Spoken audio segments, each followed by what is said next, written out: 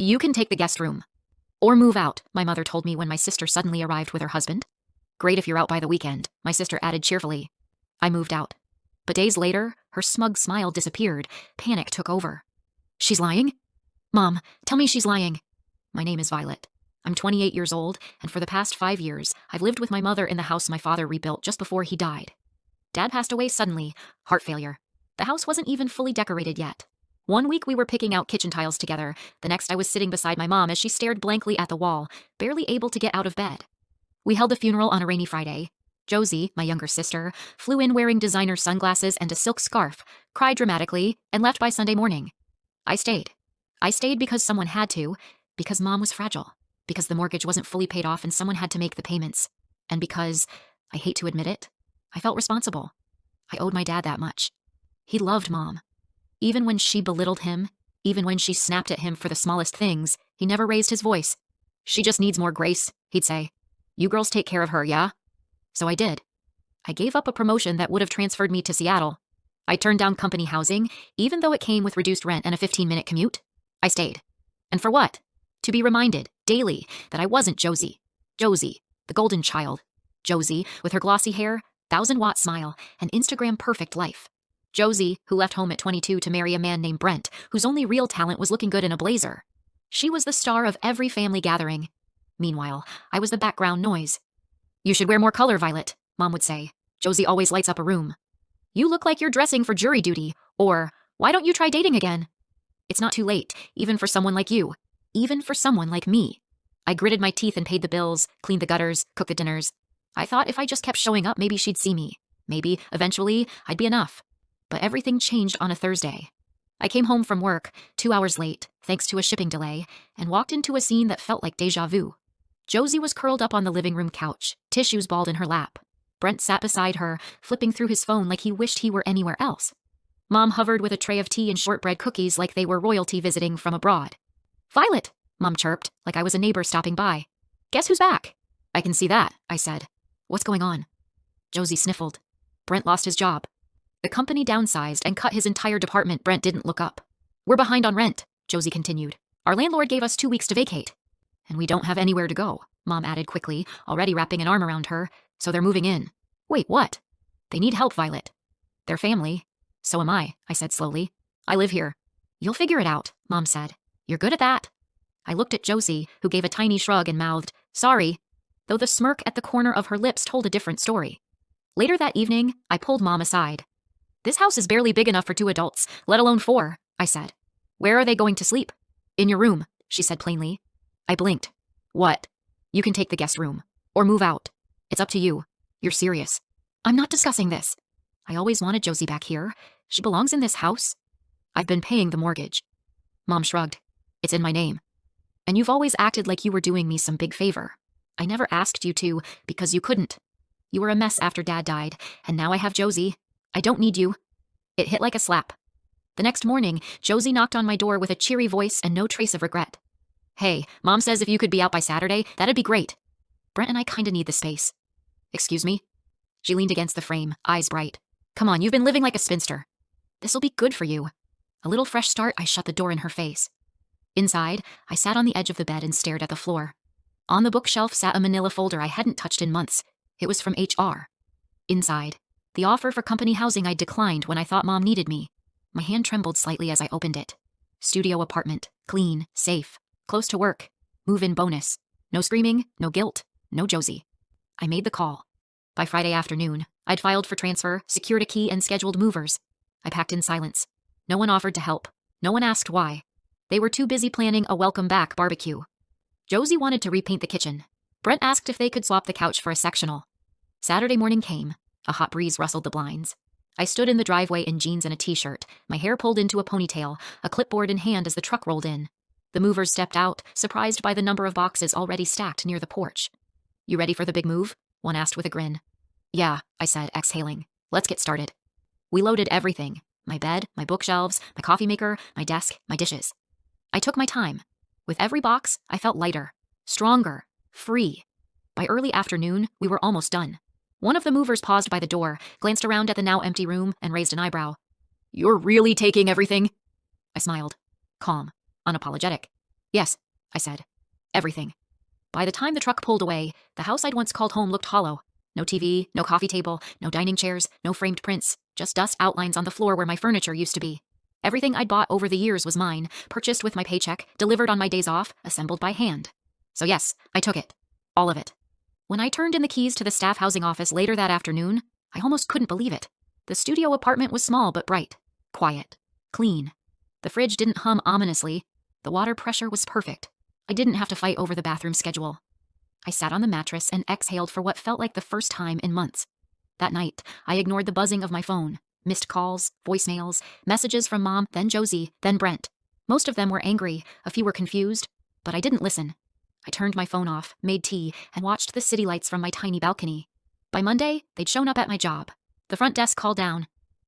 Violet? Your mom's here. And your sister. I almost laughed. I hadn't even given them the address. I stayed in the loading bay until they left. I wasn't going to give them the satisfaction of a confrontation on my turf. That evening, on my way home, I decided to swing by the house. I figured they'd be waiting, and I was right. The porch light was on, but the living room was dark. I knocked once before letting myself in with the spare key I hadn't returned. Mom and Josie were in the kitchen, arms crossed, expressions thunderous. Mom didn't waste time. What the hell did you do? What are you talking about? I said calmly. You cleaned the place out. There's nothing left. No fridge, no table, not even the toaster. That was mine, I said. I bought it. Like I bought everything else. Josie stepped forward, brows furrowed. You can't just take things without permission. I didn't, I replied. You assumed they were yours. That doesn't make it true. We didn't think you'd take literally everything, Mom snapped. I opened my hands. What exactly did you expect? The house feels like a shell, Josie said quietly. It's depressing. I raised an eyebrow. Oh, I'm sorry. Is the house I paid for not comfortable enough without my things? Josie's eyes narrowed. What about the bank account? I blinked. What? The joint account. Dad's insurance money was deposited there, remember? I checked yesterday. There's nothing left. I let out a soft breath, already seeing where this was going. That money was gone a long time ago, I said. I've been covering the mortgage on my own for the past 4 years. Josie froze. No, there was a ton left. I saw it once, like $40,000. That wasn't insurance money. That was me saving portions of my paycheck. That's what I used to supplement the mortgage and utilities. No way, Josie muttered. I tilted my head. Why does it matter? You're not on the deed. It's not your house. Mom's expression flickered. First surprise, then panic. Josie turned sharply to her. Is she lying? Mom said nothing. Mother, Josie said more firmly. Tell me she's lying. Josie, let's talk later. Tell me. Mom looked away. Josie's hands clenched into fists. You told me the insurance payout was still sitting there. That if we came back, we'd be okay. That we could use it to get back on our feet. I looked between them, stunned. You came back for money. Josie rounded on me, all pretense gone. You think we moved in for family bonding? Brent and I are drowning in debt. He got fired 2 months ago. We've been maxing out credit cards. You think I actually wanted to sleep in my childhood bed again? Mom tried to interject. She didn't mean it like, yes, I did, Josie shouted. I meant every word. I wouldn't be here if you hadn't promised there was money. Mom's face turned pale. And you, Josie growled, pointing at me, took every last thing in that house and left us with a pile of empty promises. I crossed my arms. No, I left you with exactly what you gave me. Nothing. Josie's lips trembled. The insurance money was supposed to be shared. You mean the money you thought you'd inherit, I said coolly. The money you never paid into, never contributed to. We wouldn't be in this mess if you hadn't emptied the house. We wouldn't be in this mess if you hadn't banked your entire future on a lie. Josie turned back to Mom, eyes wide with rage. You said it was still there. Mom's voice was barely audible. I thought we'd figure it out later. Later? That's all you ever say. Later. Soon. Eventually. You told me to come home. You said we'd be fine. Because I missed you, Mom whispered. No, you missed having someone to dote on. Someone who made you feel important. You never cared about what I needed. I watched as they unraveling each other. Josie pacing, Mom stammering, both of them realizing the same thing at the same time. There was no plan. Only delusion. Brent hadn't come home since the fight the day before. Josie had maxed out her 3rd credit card. Mom had no savings. The house still had 6 years left on the mortgage, and the only person who'd been paying it, me, was gone. Suddenly, Josie's voice dropped to a whisper, a terrifying, desperate whisper. You said we could use that money to start over. There is no money, I said flatly, and there hasn't been for years. Josie's face crumpled. She looked like a child realizing Christmas was fake. What about the file folder? She whispered. Dad's paperwork? Gone. Mom used most of it to redo the bathroom, then the kitchen. Then she bought you that used Lexus when you got married. That was from her savings. I shook my head. No, that was from his insurance. I kept the receipts. Josie turned to Mom. Tell me that's not true. Silence. Tell me. Mom stared at the floor. I didn't want to worry you. Josie let out a strangled noise and stormed toward the hall. I stood there watching the wreckage unfold. Mom turned to me with glossy eyes. Please, Violet. Help us. Why would I? Because you're the only one who knows how to fix things. You called me a parasite. You told me to get out, remember? I was angry. I didn't mean it. Yes, you did, I said. And now you're exactly where you put yourself. Josie came back into the room holding a torn envelope in one hand. It's empty, she said, her voice low and bitter. There's nothing. Not even old bills. I know, I replied. I checked. Years ago, Mom sat down at the kitchen table and buried her face in her hands. I looked at the two of them. They'd kicked me out expecting comfort, backup, and cash. What they got was an empty house, a mountain of debt, and no one to blame but themselves. And they still didn't see it. They still thought I'd fix it. They still thought I owed them. They were wrong. Josie stood still in the hallway, holding that empty folder like it had betrayed her. Mom sat at the kitchen table, face pale, fingers laced, breathing shallow. I could tell she was trying to piece it all together, how she'd lost control of the narrative, of the house, of both her daughters, and most of all, of me. I don't understand, Mom finally whispered. What are we supposed to do now? I didn't answer. I mean, the mortgage, she continued, voice rising in desperation. The bills, the food. We don't even have a blender anymore, or a microwave.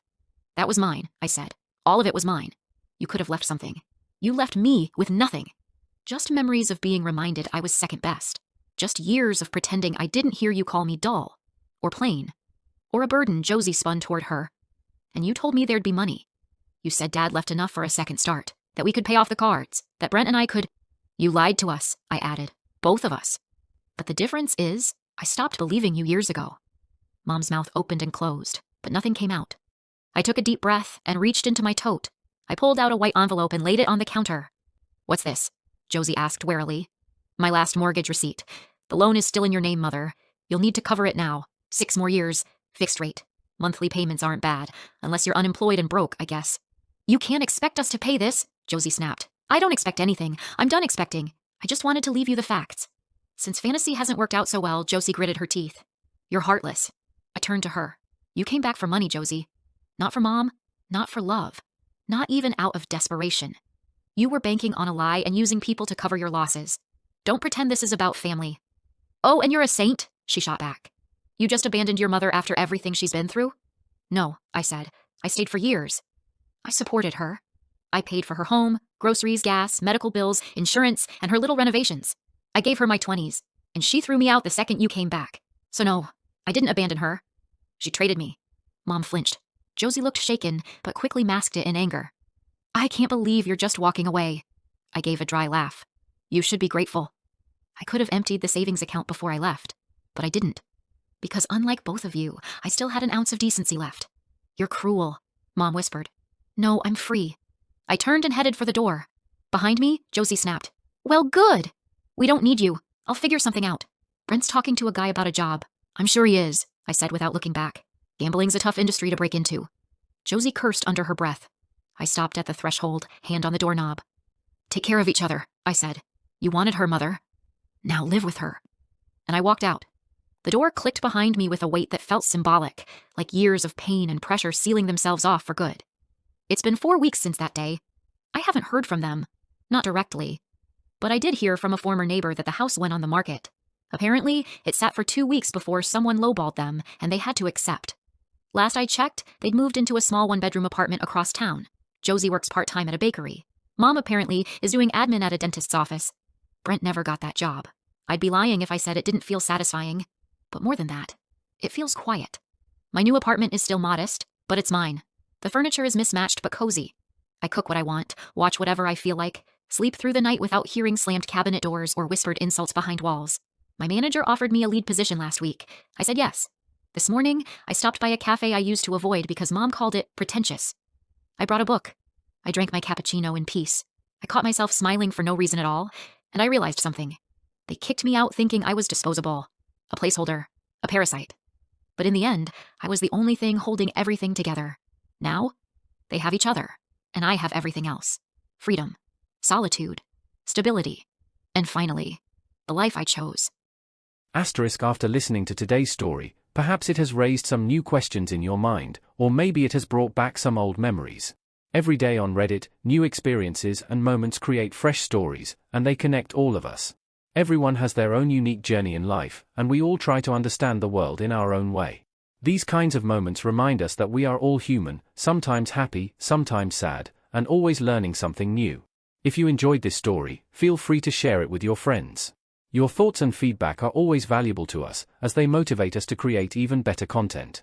Every story has its own unique angle, and our goal is to understand everyone's perspective and make our content diverse and relatable.